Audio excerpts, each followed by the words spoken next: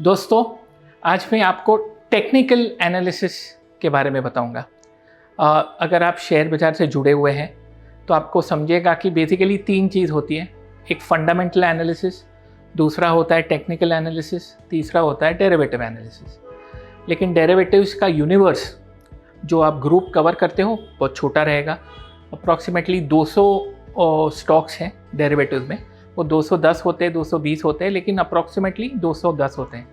लेकिन अगर आप फंडामेंटल्स देखोगे, आप कोई भी कंपनी कवर कर सकते हो।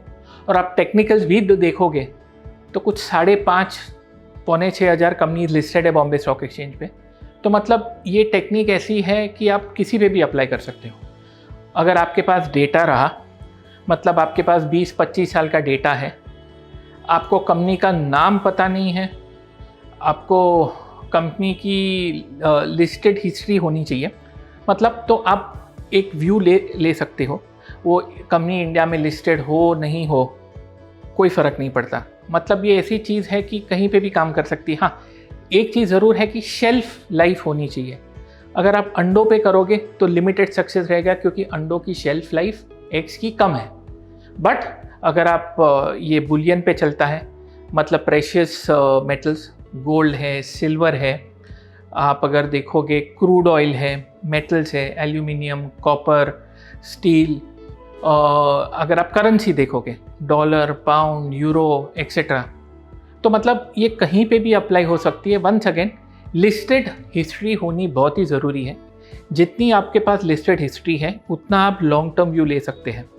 अगर वो कंपनी नई लिस्टेड है, अगर कोई स्टॉक है, कोई लेटेंट व्यू एनालिटिक्स है, नया लिस्टेड स्टॉक है जहाँ पे आपके पास ट्रेडेड हिस्ट्री बहुत नहीं है, तो उस पर व्यू लेना डिफ़िकल्ट है। शॉर्ट टर्म व्यू ले सकते हैं, लेकिन medium to long term view नहीं ले सकते, सिंपली बिकॉज आपके पास इतना डेटा नहीं है। That is from a practical point of view. और आप यहाँ पे बैठ के दुनिया का कोई भी देश है, कोई भी कंपनी है, जैसे मैंने बताया, कोई भी एसेट क्लास है, इन द सेंस कमोडिटीज़ है, प्रेशियस मेटल्स है, वहाँ पे आप व्यू ले सकते हैं sitting anywhere in the country. आपके पास लिस्टेड हिस्ट्री होना बहुत ही ज़रूरी है। बोलते हैं कि अगर आपको स्टॉक आइडेंटिफाई करना है तो पहले आप फंडामेंटल देखिए, फंडामेंटल सही है, उसके बाद आप टेक्निकल्स फॉलो करिए, तो आपको entry, exit, stop loss, target, holding period वो तय करने में आपको हेल्प मिलेगी। तो आइडियली एक जुडिशियस मिक्स होना चाहिए। आप फंडामेंटल्स यूज़ करिए स्टॉक आइडेंटिफिकेशन के लिए, और एंट्री, एग्जिट और प्रॉफिट मैक्सिमाइजेशन के लिए आप टेक्निकल एनालिसिस यूज़ करिए। तो एक परफेक्ट कॉम्बिनेशन है। हाँ, हालांकि ये कॉम्बिनेशन हर बार कंबाइन नहीं होता। मतलब अगर आप 10 बार देखेंगे तो आपको शायद 7 बार कंपनी फंडामेंटल अच्छी लगेगी, लेकिन टेक्निकल्स में मैच होना 10 में से शायद 2 या 3 बार ही हो। मतलब आपको कंपनी अच्छी लग रही फंडामेंटली, लेकिन टेक्निकली मैच नहीं हो रहा है। लेकिन 10 में से जो 3 बार टेक्निकल्स और फंडामेंटल्स मैच होंगे, उसके रिजल्ट्स इतने बढ़िया होंगे और इतना अच्छा मुनाफा मिलेगा आपको कि उसकी कोई सीमा नहीं। और मार्केट में एक ऐसा भी जनरल व्यू है कि टेक्निकल सिर्फ शॉर्ट टर्म के लिए चलता है। नहीं, दैट इज़ नॉट राइट, वो नहीं है बराबर। और मीडियम टर्म के लिए भी चलता है, लॉन्ग टर्म के लिए भी चलता है।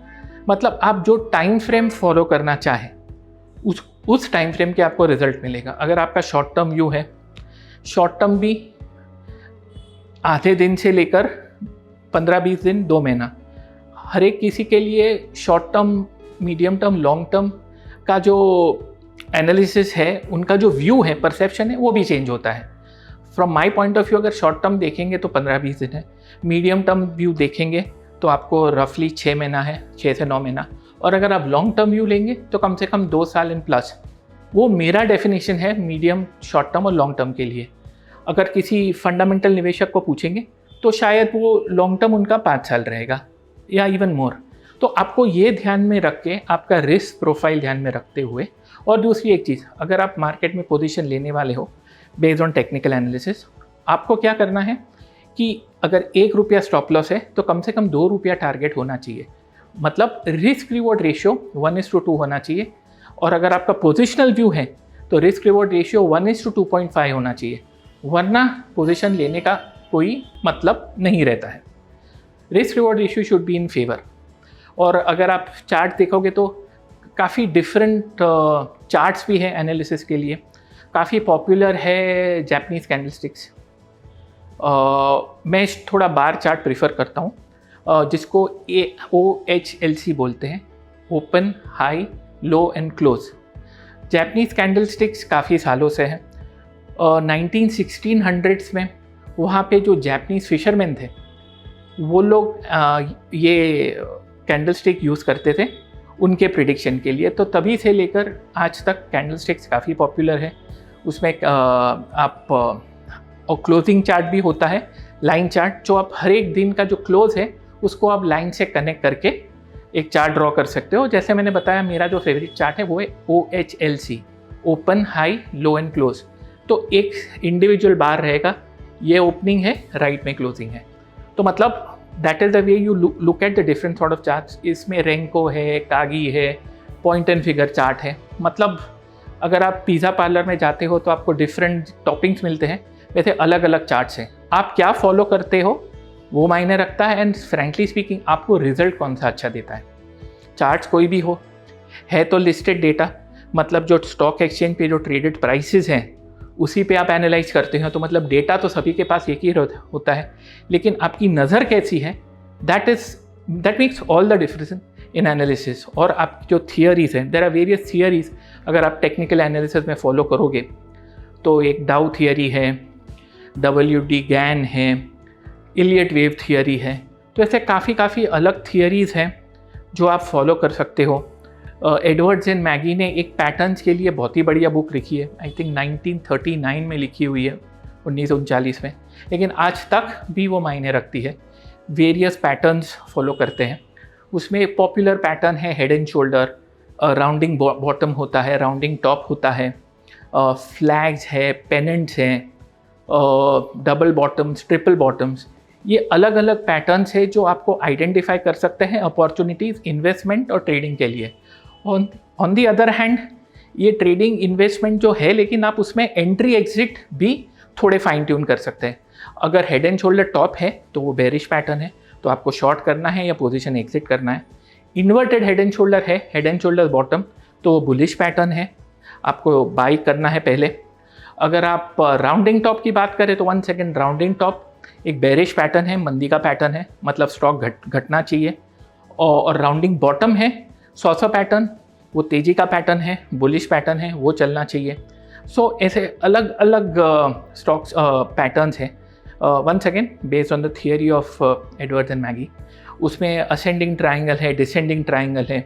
तो वेरियस पैटर्न्स है जो आपको हेल्प करता है एनालिसिस करने के लिए एंड फाइनली फोरकास्ट करने के लिए। वंस अगेन आप what ever gives you results, मतलब आपको जो दिखता है वो 10 में से 7-8 टाइम सही होता है, 10 में से 10 टाइम सही होना पॉसिबल नहीं है, doesn't work like that. But 10 में से 7 या 8 टाइम अगर आप राइट हो तो that is a big deal. You should fine tune that further and use those techniques. और उसमें साथ में एक चीज़ है मैकेनिकल इंडिकेटर्स, जो मूविंग एवरेज पे बेस होती हैं। 10 में से 9 इंडिकेटर्स मूविंग एवरेज पे बेस होते हैं, तो वो जो क्लोजिंग है स्टॉक प्राइस वो कनेक्ट करता है रफली पुट मूविंग एवरेजेस। तो अगर मूविंग एवरेजेस को नीचे से ऊपर स्टॉक प्राइस कट करता है तो वो बुलिश है, ऊपर से नीचे कट करता है वो बेरिश है। सो बेसिकली एक स्नैपशॉट था आपके लिए। टेक्निकल्स 10 मिनट में कोई डिटेल देना पॉसिबल नहीं है, लेकिन टेक्निकल्स क्या होता है, किस पे काम करता है, कैसे आप यूज़ कर सकते हो, कहीं पे भी काम कर सकता है, कौन से भी देश पे, कौन से एसेट क्लास में। तो एक राउंड अबाउट था जो आपको एक फेयर आइडिया देता है कि टेक्निकल्स की पॉसिबिलिटी क्या है। आप सालों बिता देंगे स्टडीज़ में तो भी हर टाइम आपको कुछ नया सीखने को या दिखने को मिलेगा। So make this a part of your investment process. Fundamentals identify करिए स्टॉक, टेक्निकल्स इन्वेस्ट और ट्रेड करने के लिए। धन्यवाद। एमिन कपाली।